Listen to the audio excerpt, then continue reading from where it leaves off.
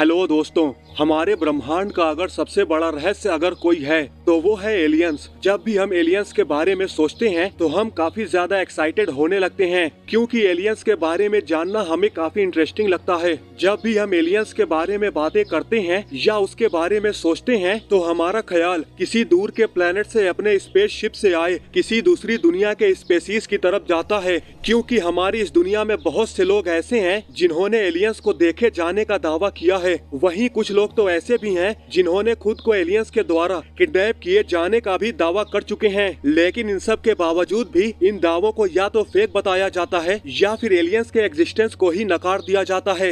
लेकिन दोस्तों, हम सभी के मन में एक सवाल तो हमेशा से जरूर बना रहता है कि क्या एलियंस वाकई में मौजूद हैं या फिर नहीं। अगर वो मौजूद हैं तो आखिर वो कहाँ हैं। वैसे तो एलियंस के एग्जिस्टेंस को लेकर कई सारे सवाल खड़े होते हैं, कई सारी थियरीज पेश की जाती हैं, जिनमें से कुछ कहती हैं कि एलियंस होते ही नहीं हैं, तो कुछ कहती हैं कि एलियंस मौजूद होते हैं लेकिन वो हमसे हजारों लाखों लाइट ईयर्स की दूरी पर मौजूद हैं, इसलिए हम उन्हें आज तक नहीं देख पाए हैं। लेकिन उन सभी थियरीज में एक थियरी ये है जो ये कहती है कि एलियंस मौजूद होते हैं और वो कहीं और नहीं बल्कि हमारी धरती की ऑर्बिट में ही मौजूद हैं, और वो अपने स्पेसशिप से कई सालों से हमारे ऊपर नजर रखे हुए हैं, हमारी एक्टिविटीज पर नजर रखे हुए हैं। इस थियरी का नाम है द ब्लैक नाइट कॉन्स्पिरेसी। तो दोस्तों, आज की इस वीडियो में हम ये जानने वाले हैं कि क्या एलियंस काफी सालों से हमारे ऊपर नजर रखे हुए हैं, जिनके बारे में हमें आज तक ठीक से पता तक नहीं है। तो चलिए शुरू करते हैं आज के हमारे इस नए एपिसोड को।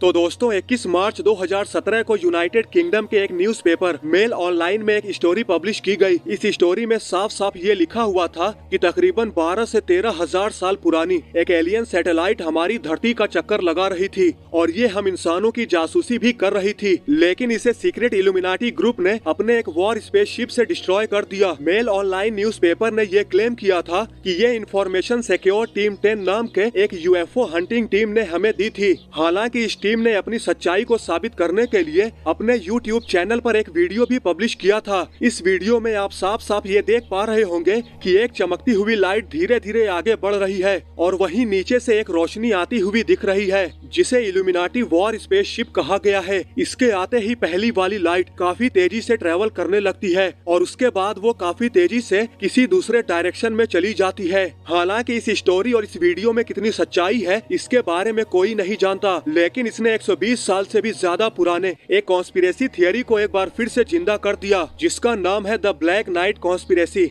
दोस्तों, साल 1899 में अमेरिका के कोलोराडो में अपनी एक लेबोरेटरी में निकोला टेस्ला अपनी वायरलेस इलेक्ट्रिक ट्रांसमिशन टेक्नोलॉजी पर काम कर रहे थे और इसी बीच उन्होंने एक ऐसे रेडियो सिग्नल को कैप्चर कर लिया जो कि काफी ज्यादा अलग थे। निकोला टेस्ला का मानना था कि ये सिग्नल स्पेस से ही कहीं से आए थे या फिर वो किसी दूसरे प्लेनेट से आए थे। ऐसे किसी सिग्नल का हमारी धरती से भेजना नामुमकिन है, लेकिन उनकी इस बात पर किसी ने भी ध्यान नहीं दिया, क्योंकि उस वक्त हमारे पास ऐसी कोई भी टेक्नोलॉजी धरती पर मौजूद नहीं थी जिसकी मदद से हम स्पेस से आए किसी भी रेडियो सिग्नल को कैप्चर कर सकें। यही रीजन था कि उस वक्त निकोला टेस्ला की इस बात को किसी ने भी नहीं माना। लेकिन सोचने वाली बात तो ये है कि निकोला टेस्ला ने उस वक्त ये सिग्नल आखिर कैसे कैप्चर किए थे और वो आखिर आए कहां से थे, क्योंकि उस वक्त धरती पर ऐसे किसी भी सिग्नल का सोर्स था ही नहीं। हालांकि फिर इस घटना के बाद एक बार फिर साल 1928 में बिल्कुल इसी तरह की घटना नॉर्वे में भी हुई, जहां पर कुछ वैज्ञानिक अंतरिक्ष को अधिक गहराई से जानने के लिए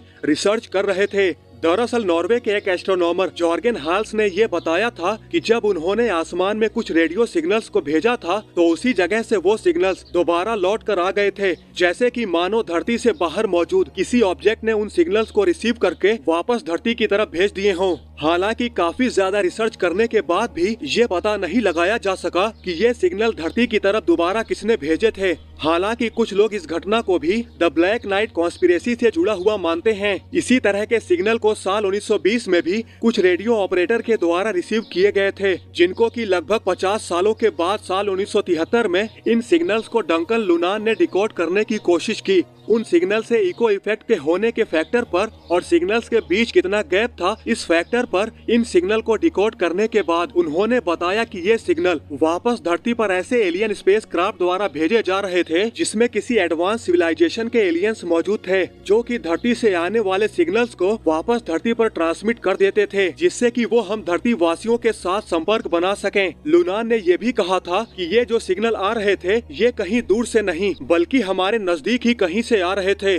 शायद मुमकिन हो सकता है कि ये एलियन स्पेसशिप मून के ऑर्बिट के ही आसपास कहीं पर मौजूद थे, लेकिन उन्होंने ब्लैक नाइट जैसी किसी भी सैटेलाइट के होने का जिक्र नहीं किया था और साथ में उन्होंने ये भी एक्सेप्ट किया था कि उनके पास उनके इस स्टेटमेंट का कोई भी साइंटिफिक रीजन मौजूद नहीं है। हालांकि उनके इस स्टेटमेंट से पहले साल 1954 में यूएफओ रिसर्चर डोनाल्ड की हाउ ने बताया कि यूनाइटेड स्टेट एयर फोर्स के रेडियो सिग्नल्स ने 2 सैटेलाइट को डिटेक्ट किया है जो कि उस वक्त पृथ्वी की ऑर्बिट का चक्कर लगा रहे थे। लेकिन यहाँ पर सोचने वाली बात यह है कि इंसानों के द्वारा अंतरिक्ष में भेजी गई पहली सैटेलाइट स्पुतनिक 1 थी, जिसे सोवियत यूनियन के द्वारा साल 1957 में स्पेस में भेजा गया था। तो फिर सवाल तो यही खड़ा होता है कि वो डिटेक्ट हुई 2 सैटेलाइट आखिर कौन सी थी। इस सवाल का सटीक जवाब आज तक कोई भी नहीं दे पाया है। दोस्तों, साल 1998 में नासा ने इंटरनेशनल स्पेस स्टेशन पर अपना पहला स्पेस शटल मिशन भेजा। इस मिशन को STS-88 नाम दिया गया था। इस मिशन के दौरान नासा ने एक स्पेस डेब्रिस की फोटो भी ली थी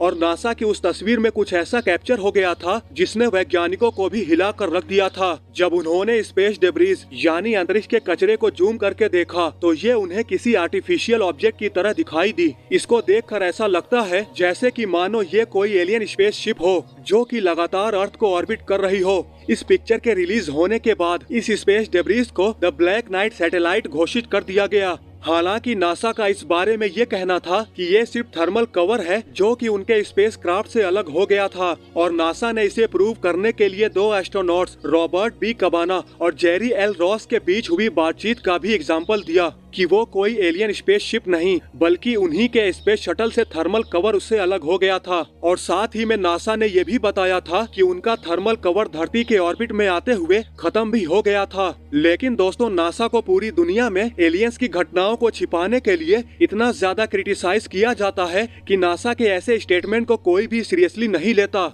लेकिन अंत में ये सवाल उठता है कि the black night satellite conspiracy आखिर है क्या। तो दोस्तों, इन सभी घटनाओं को जानने के बाद हमें ये पता चलता है कि सभी अलग अलग घटनाओं को एक करने की कोशिश की गई है जिनका आपस में किसी भी तरह का लेना देना नहीं है और इसको बेस बनाते हुए यूएफओ हंटर ने the black night satellite conspiracy theory को प्रूव करने की कोशिश की है, जिसे नासा जैसी स्पेस एजेंसियां नकार देती हैं। हालांकि ये भी बताया जाता है कि द ब्लैक नाइट सैटेलाइट की तरफ कोई भी स्पेस क्राफ्ट भेजा जाता है तो उस स्पेस क्राफ्ट के उपकरण काम करना बंद कर देते हैं, जिसकी वजह से धरती की ऑर्बिट में मौजूद द ब्लैक नाइट सैटेलाइट के बारे में पता नहीं लगाया जा सका है। या फिर हम ये भी मान सकते हैं कि इसे हमसे जानबूझकर छिपाया जा रहा है। तो दोस्तों, आप इस बारे में क्या सोचते हैं? अपनी राय कमेंट करके जरूर बताएं। तो दोस्तों, आई होप आज की ये वीडियो आपको जरूर पसंद आई होगी। तो फिर आज के लिए बस इतना ही। अगर आपको ये वीडियो पसंद आई है तो लाइक और शेयर करना न भूलें और ऐसी ही अमेजिंग वीडियो देखने के लिए हमारे चैनल को सब्सक्राइब करना बिल्कुल भी न भूलें। तो मिलते हैं नेक्स्ट वीडियो में। जय हिंद।